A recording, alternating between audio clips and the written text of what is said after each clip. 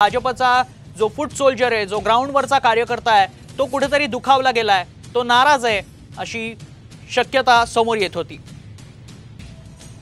आणि आपल्यासोबत जोडले गेलेत भाजपचे आमदार राहुल कुल, सध्या जोडले गेलेले आहेत। राहुल कुल, आपलं स्वागत साम टीव्ही वरती। मुळात काय नेमकी कार्यकर्त्यांची भावना आहे, काय तू नेमकं काय म्हणणं आहे कार्यकर्त्यांचं? स्पष्ट करू इच्छितो की ही माननीय सुभाष देशमुख माजी मंत्री यांची शिरूर लोकसभेची आढावा बैठक होती।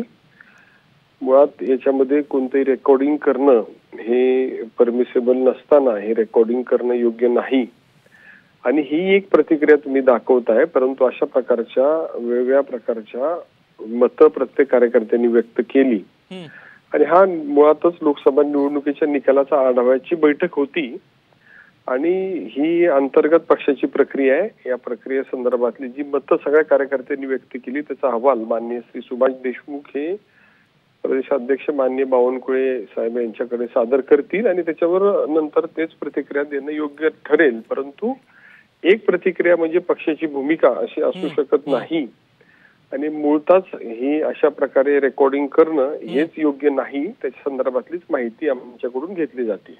मात्र राहुलजी, विधानसभेमध्ये आगामी विधानसभा निवडणुकीमध्ये कार्यकर्त्यांच्या भावनेचा आदर केला जाणार आहे की नाही?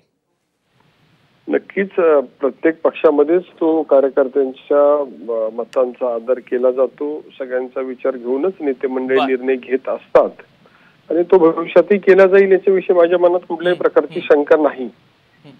नक्कीच धन्यवाद राहुलजी, आपण दिलेल्या सविस्तर प्रतिक्रियेसाठी आणि साम टीव्हीशी बोलल्यासाठी।